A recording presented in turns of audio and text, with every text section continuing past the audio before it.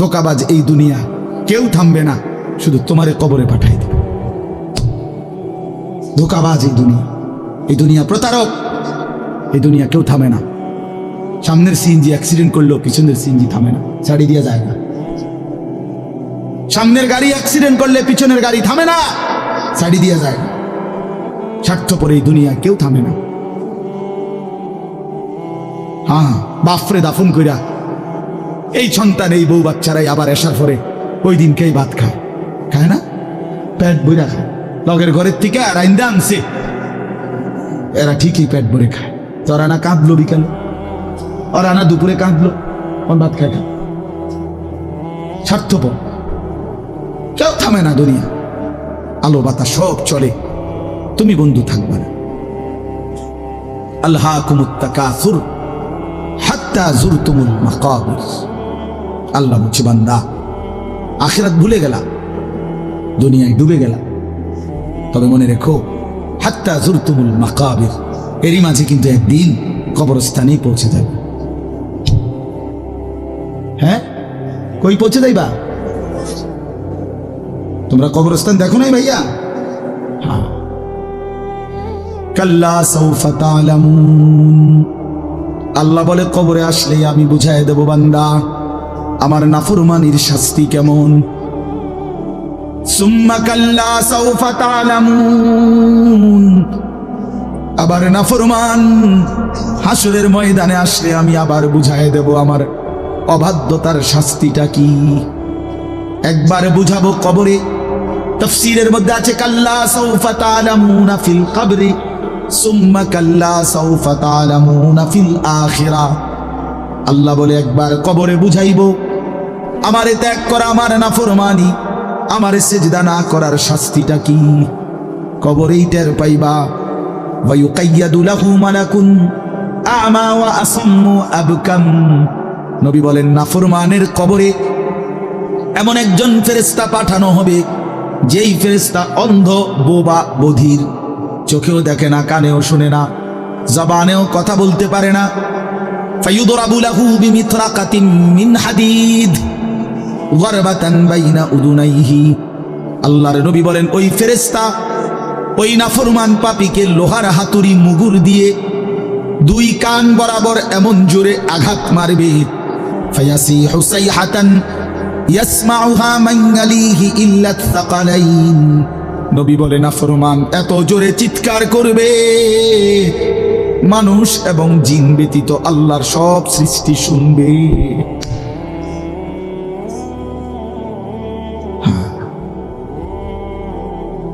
বহু কবরস্থানে এমনও হয়, গরু ছাগল রশি ছিঁড়ে রাখতেছে, জানেন এটা? ওরা শুনে কবরের আযাবের আওয়াজ, এই জন্য রশি ছিঁড়া ফেলতেছে। প্রিয় বন্ধু, কষ্ট পাইবা, এই অনিবার্য বাস্তবতা। কবর ইমানদার হিসাবে অস্বীকার করার কোনো জো নাই। পাশ কাটাইবা কোনো সুযোগ, এই দল কিংবা এই দল, আমি কিংবা তুমি, কেহই অনিবার্য এই সত্য, চিরন্তন এই বাস্তবতা, নিদারুণ এই সত্য, কবর, আখিরাত, মৃত্যু, এটাকে পাশ কাটাবার সুযোগ নাই। অতএব আমি অনেক নওজোয়ান, তোমরা মাশাআল্লাহ এই ভালোবাসা কি দিয়া মূল্যায়ন করা, এই মহব্বত আল্লাহর জন্য। তাইলে যেহেতু তোমরা পছন্দ করে ভালোবেসে আল্লাহর জন্যই আসছো, আল্লাহর কথা শুনবার জন্যই আসছো, আমি অনুরোধ করি তোমরা আরেকটু আগাও। যেহেতু আল্লাহকেই ভালোবাসো, আল্লাহর কথাই শুনতে চাইছো, আল্লাহর জন্যই বসছো ভাইয়া, দাঁড়াইছো, তো আর একটু হিম্মত করে সেজদা দিয়ে দাও, মালিকের সেজদা দাও, ঠকবা না। আল্লাহরে সেজদা দিয়ে কেউ ঠকে না। আমি নিজে দেখছি, এসব সময় কতবার দেখছি, মদিনার ব্যবসায়ী আমি দেখছি একদিন এই আতর সহ কিতা কিনছে বেটা, তো দাম নিয়া মাইপা টাইপা দেওয়া ঠিক করার পরে দাম নিয়া তর্ক, সাথেই এই লোক ক্রেতা ওই দোকানদারকে একটা শব্দ শুধু বলছে, মানে দাম নিয়ে যখন ফেস লাগছে, ওই বেটাও আরবি, এ বেটাও আরবি, তো এই বেড়ায় আরবি এই বেড়া হেরে কইতেছে সাল্লি আলান নবী, নবীজির উপরে দুরূদ পড়ো। এই একের মনে যেন আগুনের মধ্যে পানি দিয়ে দিছে, একে ঠান্ডা, একদম ঠান্ডা। হে সাথে সাথে বলছে আল্লাহুম্মা সাল্লি আলা মুহাম্মদ। এরপরে আর কোনো কথা নাই যে ঠিক আছে। হের বলতেছে তুই যা বলছো তাই, খালাস, মাফি মুশকিল, কোনো সমস্যা। হ্যাঁ, আল্লাহ তাআলার হুকুম তারা এভাবে মানছে। ওয়াইলুল লিল মুতাফফিফিন, আল্লাহ বলছে যারা ওজনে কম দেয় তাদের জন্য জাহান্নাম, জাহান্নাম।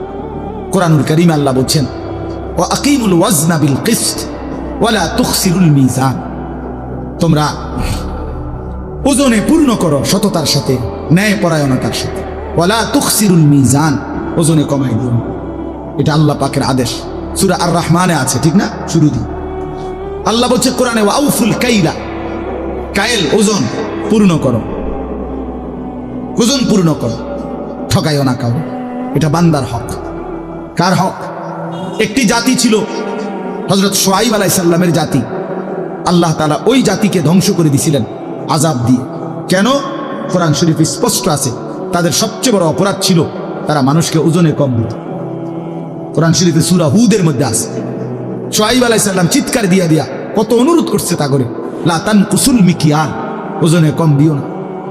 ইন্নী আখাফু আলাইকুম আযাবা ইয়াউমিন আযীম, হে আমার জাতি, তোমাদের এই বদভ্যাসের কারণে আমি তোমাদের উপরে বড় আযাবের ভয় করছি।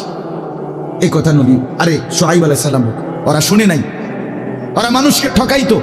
একদিন আল্লাহ তাআলা রাত গভীরে একজন ফেরেশতা পাঠাইছেন, ওরা ঘুমন্ত।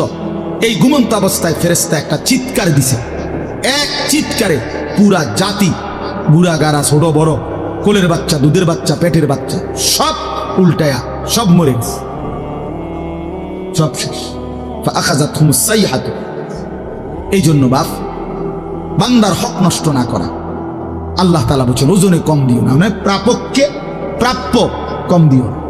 এটা বান্দার হক, বান্দার হক সাংঘাতিক, বান্দার হক সাংঘাতিক। আল্লাহ বলেন এটা বুঝাইয়া দিছে, আল্লাহ আরো ব্যাখ্যা করে দিছে, কয় যে বান্দা আমি বুঝাইয়া কই কেমন জিনিসকে বলে তাতফিফ, ঠকানো, কেমন আচরণটা কিরকম আল্লাহ ব্যাখ্যা দিছে। আল্লাযীনা ইযা তালু আলান নাসি ইস্তাওফুন, আল্লাহ বলে তারা হলো এমন যারা নিজের জন্য যখন নেয় তখন পূর্ণ নেয়। ওয়া ইযা কালুহুম আও ওয়াজানুহুম ইউখসিরুন, কিন্তু যখন অন্যের জন্য দেয় ওজন করে, ইউখসিরুন, তখন খাসারা কমায় দেয়। তখন কি করে দেয়? নিজে নিলে 4টায় একালি, আর অন্যরে দিতে লাগলে 3টায়ও একালি হয়ে যায়। বুঝেন নাই কথা? নিজে নিবার সময় 1000 গ্রাম পূর্ণ 1 কেজি, আরেকজনরে দিতে লাগলে 900 গ্রামও 1 কেজি। এমন বাটফার নাই? কথা বলেন না কেন? মানে নিজের বেলায় পূর্ণ নেয়, অন্যের বেলায় কমায় দেয়। আল্লাহ বলেন এই লোক মুতাফফিফ, তার জন্য জাহান্নাম, তার জন্য জাহান্নাম। এই জন্য বান্দার হক, এখানে মূল বক্তব্য এটা, তাফসীরে আছে, বান্দার হকে ঘাটতি না করা, বান্দার হক দিয়ে দেন। ওয়া আতি যাল কুরবা হাক্কাহু, আল্লাহ বলছে বান্দা তোমার স্বজনের হক দিয়ে দাও। আপন বোনের হক বান্দার হক, আপন ফুফুর হক বান্দার হক, আপন ভাইয়ের হক বান্দার হক, আপন স্ত্রীর মোহরের টাকা বান্দার হক, আপন সন্তানের হক, ছেলে মেয়ের হক, ভাইয়ের হক, হ্যাঁ বান্দার হক। কেন দিলেন? কেন আটকাই দিলেন? কেন আটকাই দিলেন?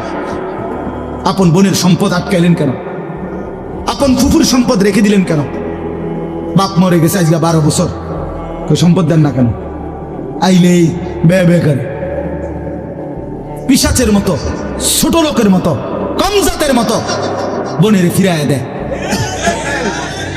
নিবাগা আর আইতা না, বোন ভাগিনা লই আর আইতা না, নিবাগা একবারে। হ্যাঁ, ভাই বোনের পরিচয় আর রাখতো না, বাটফার সিটার বেটা তুই বেটা, ভাই বোনের পরিচয় রাখতো না কি আবার? রাখবে না কি আবার? মানে এই নাফরমান জালেম, এত বড় জালেম, এ বুঝাইতে চায় কি জানেন? এই জালেমে বলতে চায় গ্রামের 14 গোষ্ঠী সব মানুষ খাইতে হইলে আমার ঘরে এমনি খাইতে পারবে, কিন্তু আপন বোন বাগিনা যদি দুগা ভাত খাইতে হয় জমি দিয়ে খাইতে হবে। তুমি বেটা নিকৃষ্ট জালেম বেটা, সাদওয়ান এমনি গপ মারে লম্বা লম্বা, হ্যাঁ আমনে বুদ্ধি দেয়, একের আমেরিকারে বুদ্ধি দেয়, এনতে বই বুদ্ধি মাশাআল্লাহ, বাপ রে বাপ, বুদ্ধি দেয় হবে না, বিড়ি গায় আর বুদ্ধি দেয়। আপন জনের হক নষ্ট করে, স্ত্রীর মোহর দেয় না, স্ত্রীর নিবা তুমি আমারে চাও না, টেহারে চাও, তোমার মাতা চায়, শরম নাই বেটা, বেশরম কোথাকার কথা হইল কোনো বেটা। আপন স্ত্রীর হক দিয়ে দিবেন, আপন বোনের হক, আপন ভাইয়ের হক।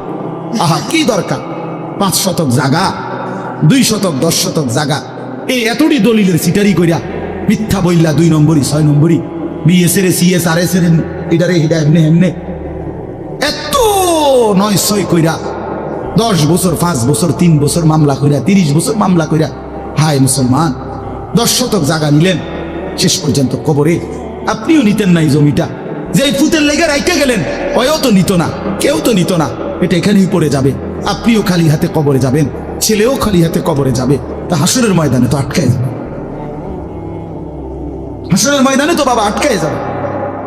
এই জন্য আপন জনের হক বান্দার হক, বান্দার হক কিনা বলেন, সাবধান সাবধান, দিয়ে দেন দিয়ে দেন, মিশা কথার কি দরকার, এক বিগত রাস্তা এই কদ্দুর জায়গা দিয়ে দিলে আপন ভাইয়ের ঘরে বাড়ির মধ্যে ঢুকতে সহজ না, দিত না, ডাকাইতে দিত না। আজ 30 বছর ধরে বাতিজা অনুরোধ করছে, চাচা দেন না, এই কদ্দুর জায়গা, এই গাছটা কাটতে দেন, বাড়িটা তো আমি ঢুকতে আর না, দিতাম না, কইছি না তোরে, দরকার হলে আরেক জায়গা দিয়ে টিয়া দিয়াম, তোরে দিতাম। আশ্চর্য, এর কি অর্থ আছে ভাইয়া? দুনিয়া একটু ছেড়ে দিলে কি হয়, দুনিয়াতে এমনিই ছেড়ে দিতে হবে, ঠিক কি না বলেন? আল্লাহ আমাদের সবাইকে তৌফিক দান করেন। এই জন্য বললাম বান্দার হক স্পর্শকাতর, সাংঘাতিক। লা ইয়াদখুলুল জান্নাতা জাসাদুন গুযিয়া বিল হারাম, যেই দেহ হারাম দিয়ে হয়, আল্লাহর কসম নবী বলছে সেটা জান্নাতে ঢুকবে না। আল্লাহ আমাদেরকে হারাম থেকে, হারাম উপার্জন থেকে, অন্যের সম্পদ দখল করা, লুকিয়ে রাখা, অন্যের সম্পদ লুণ্ঠন করা থেকে, এত বড় নিকৃষ্ট পাপ থেকে হেফাজত করে। এর আরেকটা অর্থ তাফসীরের মধ্যে লিখছে, আল্লাহর হকের মধ্যে কমতি করা, এইটাও তাতফিফ, তার জন্য জাহান্নাম। অর্থাৎ নামাজ, রোজা, হজ, যাকাত, জিকির, তিলাওয়াত, এটা আপনার কাছে যেটুকু প্রাপ্য আপনি তার চাইতে কম করলেন, এটাও তাতফিফ, এই ব্যক্তির জন্য জাহান্নাম। নামাজ ফরজ করলো 5 ওয়াক্ত, আপনি হুদা ফরেন শুক্রবার, দেখি বাটফার, এটা কি কথা বলেন, এটা কি, এটা এটা ধোকাবাজি না? আপনার উপরে শুধু শুক্রবারে নামাজ ফরজ, তো তাইলে তা বাকি নামাজ পড়েন না কেন? নামাজ ফরজ করলো যেভাবে নবী, সাহাবী, তাবেঈ, আউলিয়া, বুজুর্গ, উলামা, আইম্মা ওনারা পড়ে যেভাবে, আপনি যদি রুকু দিয়া মাথা একটু না উড়াইতে আরেকটা দিয়ে নেন, এটা কি? সেজদা একটু দিয়া মাথা একটু উঠাইয়া আরেকটা মারে, এটা কি সেজদা? এ তো চোর। আল্লাহর নবী বলছে রুকু সেজদার চোর, সবচেয়ে বড় চোর। এই জন্য এগুলো আল্লাহর হকের মধ্যে কি কমতি, ঘাটতি, এটা করা যাবে। যার উপরে যাকাত ফরজ, যাকাত দিবে, যার উপরে হজ ফরজ, হজ ফরজ, ওরারে কইলে হুজুর কোন তো বালা, বুঝি তো গেলে তো বালা আসিল, কিন্তু ছোট ফুটগা তো বিদেশ যাই না, তে তো যাইতে পারছে না। 3 নম্বর মাইয়াগা তো বিহার লেগে ঘুরতে আসে, আল্লাহ আল্লাহ করে যদি বিহান দিয়ে লাইতারি, এরপরে যদি জিফুতে তারা যদি বিদেশ গিয়া তারা যদি ফাড়ায় হজে, তাইলে গেলাম, বাহ, আরে বাপরে, আলাপ আলাপ।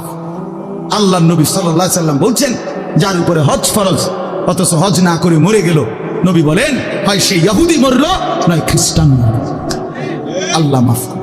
শেষ কথা হলো, আল্লাহ বলেন নবীজিকে উল্লেখ করে, বন্ধু এই যে বান্দার হক নষ্ট করে, আল্লাহর হক নষ্ট করে, এগোর একটু জিগান না, আলা ইয়াযুন্নু উলাইকা আন্নাহুম মাবউসুন, তারা কি হাসরের ময়দানে উঠবে না?